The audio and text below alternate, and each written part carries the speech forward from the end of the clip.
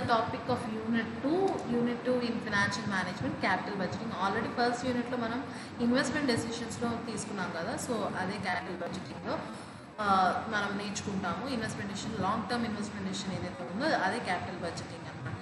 So introduction ఏంటి అంటే, capital budgeting is a planning process used to determine whether organisations long term investment or obtain best return on investment. So మనం తీసుకున్న investments ఏవైతే ఉన్నాయో assets మీద good impression, అంటే assets మీద ప్రాపర్గా సెట్ చేసామా, ప్రాపర్ అమౌంట్ పెట్టామా, దాని మీద రిటర్న్స్ మనకు బాగా వస్తున్నాయా లేదా అనే దానికోసం చూసేదే capital budgeting. So definition given by Solomon ఆస్ట్రా, capital budgeting refers to acquiring inputs for achieving long run profits. So long run profits కోసం అచీవ్ చేయడానికి ఇన్పుట్స్ని ఎక్వైర్ చేసుకుని చేసేదాన్ని క్యాపిటల్ బడ్జెటింగ్ అంటారు. So importance of capital budgeting. Capital budgeting ఎందుకు important? Large investments, అంటే large investments పెట్టడానికి ఇది క్యాపిటల్ బడ్జెటింగ్ మెథడ్ని యూజ్ చేస్తారు. Long term effect on profitability, అంటే మనం తీసుకున్న ఇన్వెస్ట్మెంట్స్ అనేవి లాంగ్ టర్మ్ ఎఫెక్ట్, ప్రాఫిటబిలిటీ మీద ఎక్కువ ఎఫెక్ట్ అనేది, గుడ్ ఎఫెక్ట్ అనేది ఉండాలి. Make financial analysis, so financial analysis అనేది కూడా ప్రాపర్గా ఉండాలి. Next useful for taking investment decisions, అంటే కరెక్ట్ ఇన్వెస్ట్మెంట్ డెసిషన్ తీసుకోవడానికి కూడా క్యాపిటల్ బడ్జెటింగ్ అనేది యూజ్ అవుతుంది. Next capital budgeting process. So capital budgeting process వచ్చేపాటికి ఏంటి అంటే, ఇన్వెస్ట్మెంట్ ఫస్ట్ ఇన్వెస్ట్మెంట్ ప్రపోజల్. దేంట్లో ఉన్నా సరే ఎన్ నెంబర్ ఆఫ్ ఇన్వెస్ట్మెంట్ ప్రపోజల్స్ వస్తాయి. ఎలా అయితే మనకు జాబ్కి 100 అప్లికేషన్స్ ఎలా అయితే వస్తాయో అలాగా నెంబర్ ఆఫ్ ప్రపోజల్స్ వస్తాయి. ఆ నెంబర్ ఆఫ్ ప్రపోజల్స్లో ఏదైనా ఒక అంటే మనకు కావాల్సిన ఇన్వెస్ట్మెంట్ ప్రపోజల్స్ని పిక్ చేయాలంటే స్క్రీనింగ్ చేయాలి. So the second step is screen proposals screen చేస్తాం. ఉన్న ప్రపోజల్స్లో ఏది బెస్టో దాన్ని స్క్రీన్ చేస్తాం. Next evaluate various proposals. So various ప్రపోజల్స్ని ఎవాల్యుయేట్ చేస్తాం. నెక్స్ట్ ఫిక్స్ ప్రయారిటీస్, ర్యాంకింగ్ ఇస్తాం. ఏది ఫస్ట్ ఏది సెకండ్ అనేది ర్యాంకింగ్ ఇస్తాం. నెక్స్ట్ ఫైనల్ అప్రూవల్, దాంట్లో విచ్ ఇస్ ద బెస్ట్ అనేది ఫైనల్ చేసి దాన్ని మనం ఏం చేస్తామంటే ఇంప్లిమెంట్ చేస్తాం. కంపెనీలో ఇంప్లిమెంట్ చేసిన తర్వాత రివ్యూ, పర్ఫార్మెన్స్ రివ్యూ చేస్తాం. ఎలా వర్క్ చేస్తున్న మెథడ్ అనేది చూస్తాం. నెక్స్ట్ దాంట్లో ఉన్న ప్రాబ్లమ్స్ కానీ చిన్న చిన్న మైన్యూట్ రూట్ హోల్స్ ఉంటే వాటిని కంట్రోల్ చేసుకుంటాం. These are the steps which is very important in capital budgeting. And next going to capital budgeting methods. So there are 2 methods in capital budgeting which having again segregated into 5. So first one, traditional method lo payback period, post payback period, equity rate of return antaru. So నేను 5 ఎందుకు అన్నానంటే post payback method అంతగా ఎవరు use చేయలేదు. So payback period method, accounting rate of return method ఎక్కువగా use చేస్తాం. But post payback method, పేబ్యాక్లో ఏవైతే amendments ఉన్నాయో దాని నుంచి తీసుకుని పోస్ట్ పేబ్యాక్ మెథడ్ చేస్తాం. So payback period method, accounting rate of return, net present value, internal rate of return and profitability index are very important topics. So traditional method or non discounted method, modern method or discounted method which are very important for problematic. So traditional మెథడ్లోకి వెళ్ళేసరికి first one payback period, నేమ్లోనే ఉంది payback, అంటే మనం పెట్టిన amount ఏదైతే ఉందో అది ఎప్పటికి వస్తుంది, ఎప్పుడు పేమెంట్ అనేది రిటర్న్స్ వస్తుంది మనం పెట్టిన investment. So it measures the period of time for the original cost of the project to be recovered from the additional earnings of the project itself. So మనం పెట్టిన అమౌంట్ ఎప్పటిలోకి రికవర్ అవుతుందో దాన్నే payback period method అని call చేస్తాం. So దాంట్లో payback period method formula ఏంటి అంటే, initial investment by annual cash inflows. So ఒక క్యాష్ ఇన్ఫ్లోస్ కనుక ఎవ్రీ ఇయర్ ఒకటే వస్తే దాన్ని ఈవెన్ క్యాష్ ఇన్ఫ్లోస్ అంటాం. ఎవ్రీ ఇయర్ ఫ్లక్చువేట్ అవుతుంటే దాన్ని అన్ఈవెన్ అంటాం. సో పేబ్యాక్ పీరియడ్లో 2 types ఆఫ్ క్యాష్ ఇన్ఫ్లోస్ అనేవి ఉంటాయి. So first one cash inflows are ఈవెన్గా వస్తే ప్రాబ్లం ఎలా ఉంటుంది, a project cost is 1 lakh. So 1 lakh project yields and cash inflows అంటే ఎవ్రీ ఇయర్ 20,000, అలా 8 years వచ్చింది. సో ఆ 8 years వచ్చిన దాని మీద పేబ్యాక్ పీరియడ్ కట్టమని చెప్పారు. So initial investment 1 lakh, annual cash inflows 20,000. So ఈ రెండింటిని డివైడ్ చేస్తే మనకు ఆల్రెడీ ఫార్ములా ఉంది కదా, దాని ప్రకారం డివైడ్ చేస్తే we will get 5 years. So మనం పెట్టిన ఇన్వెస్ట్మెంట్ అంటే 8 years మనకు వచ్చే రిటర్న్స్, మనం పెట్టిన ఇన్వెస్ట్మెంట్ 5 yearsలోనే మనం తెచ్చేసుకుంటాం. So that is the payback period when cash inflows are even.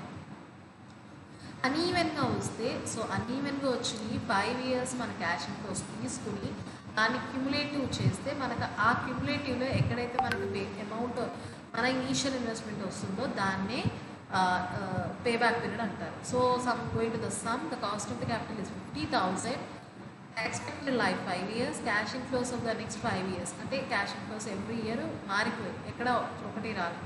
So 24, 26, 20, 17, 16 థౌజండ్స్లో ఇచ్చారు. సో అన్నీ మనం ఇయర్ క్యాష్ ఇన్ఫ్లోస్ తీసుకున్నాం సొల్యూషన్లో, తీసుకుని క్యుములేటివ్ చేశాను. 24 + 26 = 50 second year. So first year 24, second year 50, third year 70, fourth year 87 and last year is 1,03,000. So ఈ అమౌంట్లో ఎక్కడ మనం పెట్టిన ఇన్వెస్ట్మెంట్ ఎంత? 50,000. సో ఆ 50,000 ఎక్కడైతే వస్తుందో అది మన పే బ్యాక్ పీరియడ్ అవుతుంది. So going to the pay back period is 2 years because 50,000 second ఇయర్లో వచ్చింది. So next going the next topic, accounting rate of return, which second traditional method, accounting or average rate of return అని కూడా call చేస్తారు. So accounting rate of return ఏంటంటే profitability of investment using information taking of financial statements. So financial statements నుంచి మనకు కావాల్సిన ప్రాఫిటబిలిటీని రిటర్న్స్ని measure చేస్తాం through పర్సంటేజెస్లో. So accounting rate of return is equal to total profits after tax into 100 by net investments into number of years. So total profits అనేవి తీసుకుని అంటే మనకి ఇచ్చిన క్యాష్ ఇన్ఫ్లోస్ అన్ని యాడ్ చేసుకుని ఆఫ్టర్ ట్యాక్స్ అనేది మైనస్ చేసి తర్వాత తీసుకుని దానిపైన నెట్ ఇన్వెస్ట్మెంట్ ఏదైతే మన ఇన్వెస్ట్మెంట్ ఉందో investment into number of years ఎన్ని ఇయర్స్ ఉందో దాని మీద ఫార్ములా కట్టి సమ్ చేస్తాం. అయితే దీని యొక్క మెరిట్స్ ఏంటి అంటే ఏఆర్ఆర్ వల్ల యూజెస్ ఏంటి? అకౌంటింగ్ ఇన్ఫర్మేషన్ ఈజీగా తెలుస్తుంది. Next easy to understand, easy వేలో మనకు అర్థమవుతుంది. Gives better way of profitability అనేది బెటర్గా చూపిస్తుంది ఫెమిలియర్ టు ఎగ్జిక్యూటివ్స్. సో ఎగ్జిక్యూటివ్స్కి చాలా ఈజీ వేలో ఇది అర్థమవుతుంది. Next going to NPV, net present value. The name itself it is there, we have to calculate the value of the company. So value ఎంత profit అనేది మనకు వస్తుంది అని చెప్పి వాల్యూ కనుక్కుంటాం. So net present value is the difference between the present value of cash inflows and the present value of cash outflows over a period of time. అంటే over a period of time మనకి present value అంటే cash inflows present value ఎంత ఉంటుంది, so వాటి గురించి నేర్చుకుంటాం. So next వచ్చేపాటికి ఏంటి అంటే మనం అంటే ఇక్కడ మనం ఏదైతే ఉందో ఆ పర్టిక్యులర్ వాల్యూ ఏదైతే ఉందో ఇనీషియల్ ఇన్వెస్ట్మెంట్లో నుంచి మైనస్ చేస్తాం. ఇనీషియల్ ఇన్వెస్ట్మెంట్లో నుంచి మైనస్ చేసి టోటల్ ప్రజెంట్ వాల్యూని క్యాలిక్యులేట్ చేస్తాము. ఇచ్చిన మన ఇన్ఫర్మేషన్ ప్రకారం టోటల్ ప్రజెంట్ వాల్యూ క్యాలిక్యులేట్ చేసి టోటల్ ప్రజెంట్ వాల్యూ నుంచి ఇనీషియల్ ఇన్వెస్ట్మెంట్ మైనస్ చేస్తే నెట్ ప్రజెంట్ వాల్యూ వస్తుంది. సో దీని యొక్క formula NPV is equal to total present value minus initial investment.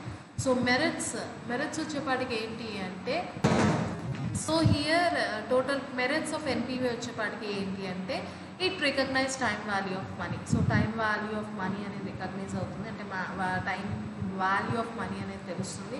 Next it takes into account the earnings over the entire life of the project. అంటే earnings over the మన earnings మొత్తాన్ని మనం అంటే cash inflows pay back period మెథడ్లో మనం cumulative తీసుకున్నాం, అలా కాకుండా టోటల్ ప్రాఫిట్స్ని టోటల్ క్యాష్ ఇన్ఫ్లోస్ని తీసుకుంటున్నాం. నెక్స్ట్ వచ్చేపాటికి it takes the maximum profitability as consideration. So maximum ప్రాఫిట్స్ని కన్సిడరేషన్లోకి తీసుకుని సమ్ మొత్తాన్ని చేస్తాము. సో నెక్స్ట్ టాపిక్ వచ్చేపాటికి profitability index. It is based upon ఎన్పీవీని బేస్ చేసుకునే ఉంటుంది. So here also we have to calculate total present value. Calculate చేసిన తర్వాత డివిజన్ చేస్తాము ఇనీషియల్ ఇన్వెస్ట్మెంట్ నుంచి. So the profitability index is a measure of the attractiveness of the project or investment.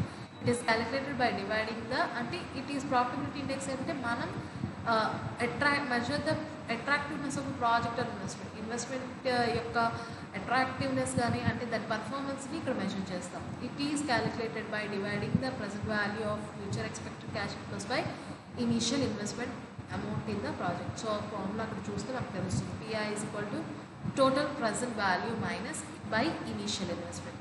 So merits of profitability index. So merits ఏంటి అంటే easy to understand. So మనకి first total present value తెలిసింది అంటే discount factors కట్టడం తెలిసింది అంటే we can easily calculate this method closely related to NPV. So మనకు తెలిసింది it is very closely related to అంటే ఇది డిపెండ్ అయ్యి ఎన్పీవీ మీద. Next useful when available investments when funds are limited. So ఇది ఎప్పుడు యూజ్ అవుతుందంటే ఫండ్స్ అనేవి లిమిటెడ్గా ఉంటే ఈ మెథడ్ని ఈజీగా ఫాలో చేసుకోవచ్చు ఎవరన్నా సరే. Recognizes time value of money, అంటే టైం వాల్యూ ఆఫ్ మనీ అనేది ఈజీగా రికగ్నైజ్ అవుతుంది. Next the last topic of the methods, internal rate of return. Internal rate of రిటర్న్లో ఏంటి అంటే estimate the profitability of potential investments. అంటే మన ప్రాఫిట్స్, మ్యాక్సిమం ప్రాఫిట్స్ ఎంత వస్తాయి మనం పెట్టిన ఇన్వెస్ట్మెంట్స్ మీద క్యాలిక్యులేట్ చేసేదే internal rate of return. So ఐఆర్ఆర్లో ఏంటి అంటే డిస్కౌంట్ రేట్స్ అనేవి ఎక్కువగా ఉంటాయి. సో ఆ డిస్కౌంట్ రేట్స్ని మనం హిట్ అండ్ ట్రయల్ మెథడ్ ద్వారా అజంప్షన్ చేసుకుని చేయాల్సి వస్తుంది. So IRR is a discount rate that makes the NPV value of all cash inflows equal to 0 in a discounted cash flow analysis. So అక్కడ మనం NPV మీద base చేసుకుని ఇది కూడా IRR అనేది కూడా ఉంటుంది. సో IRR ఫార్ములా ఏంటంటే RL plus NPVL by NPVL minus NPVH into RH minus RL. అంటే ఇవన్నీ ఏంటి, RL అంటే discount rate at lower level, RH అంటే discount rate at higher level, NPVL అంటే net present value at lower level, NPVH net present value at higher level. So I think ఇక్కడ ఏంటి అంటే two discount factors అనేవి ఉంటాయి. So ఆ two discount ఫ్యాక్టర్స్ని మనం తీసుకుని వాటి మీద నెట్ ప్రెజెంట్ వాల్యూస్ని క్యాలిక్యులేట్ చేసుకుని total present value lower high calculate చేసి ఇనీషియల్ ఇన్వెస్ట్మెంట్లోంచి సబ్ట్రాక్ట్ చేసి NPVని క్యాలిక్యులేట్ చేస్తాం, lower and higher levels calculate చేసి ఫార్ములాలో సబ్స్టిట్యూట్ చేస్తే we will get IRR which will be lie between the two discount factors. అంటే for example 10 and 14% తీసుకున్నాం అనుకోండి, మన IRR answer కూడా 10 to 14 లోపే ఉంటుంది. It will not be 15 or it will not be 9. So internal rate of రిటర్న్లో ఇదొక method where we can know our answer, ముందుగానే తెలిసిపోతుంది. సో మన ఆన్సర్ రాంగ్ చేస్తున్నామంటే ఈ ఇక్కడ ఈ రెండింటి మధ్యలో రాలేదంటే it is wrong only. So అలా ఈజీగా మనం తెలుసుకోవచ్చు, కానీ ముందు మనకి ప్రాసెస్ అనేది కంప్లీట్గా రావాలి. సో ఐఆర్ఆర్ వాళ్ళ మెరిట్స్ ఏంటి అంటే consider time value of money వాల్యూని కన్సిడర్ చేస్తుంది, consider as profitability of the entire project. So మొత్తం ప్రాజెక్ట్ ఎక్కడ వదలకుండా అన్ని ఆస్పెక్ట్స్లోంచి తీసుకుంటుంది. Provides uniform ranking for various proposals. So మనం n నెంబర్ ఆఫ్ ప్రపోజల్స్లో ఒక 5 నెంబర్ ఆఫ్ ప్రపోజల్స్ తీసుకుంటే ఆ 5 నెంబర్స్కి ర్యాంకింగ్ అనేది ప్రాపర్గా ఇస్తుంది. So the next topic is about which is very important for 5 marks, comparison between NPV and IRR. So NPV IRR ఒక comparison, అంటే NPV ఎంత ఇంపార్టెంటో IRR కూడా అంతే ఇంపార్టెంట్ ఆ కంపెనీలో. సో ఆ రెండింటి కంపారిజన్ ఏంటి? So going to the NPV, present value is determined discounting the future cash inflows of a project at a specified rate of cut-off rate. అంటే మనకి ముందుగానే తెలిసిపోతుంది కట్ ఆఫ్ రేట్ అనేది. ఆ కట్ ఆఫ్ రేట్ ప్రకారం we have to calculate our NPV. But in IRRలో ఏమవుతుంది అంటే హిట్ అండ్ ట్రయల్ మెథడ్, అంటే they will not give cut off rate, we have to assume the cut off rate. Cut off రేట్ని assume చేసుకుని lower and higher level discount రేట్స్ని తీసుకోవాల్సి వస్తుంది కొన్ని కేసెస్లో. Next, it does not recognize the importance of market rate of interest or cost of capital. So cost of capital కానీ market rate of interest అనేవి ఏవి అది రికగ్నైజ్ చేయదు. జస్ట్ డిస్కౌంట్ ఫ్యాక్టర్ క్యాలిక్యులేట్ చేస్తాం, దాని నుంచి టోటల్ ప్రెజెంట్ వాల్యూ క్యాలిక్యులేట్ చేస్తాం అంతే. Whereas it recognize the importance of capital, market rate of interest and cost of, అంటే ప్రతి ఒక్క దాన్ని, అంటే మీకు చెప్పాను ఆల్రెడీ 10-14% మధ్యలో ఉంటే ఆ మధ్యలో ఏదైతే ఉందో అదే మన IRR, అంటే ఆ మధ్యలోనే రావాలి మన ఆన్సర్ అని ఇందాక IRRలో చెప్పాను. సో అంటే it recognizing that cost of capital recognize చేస్తుంది.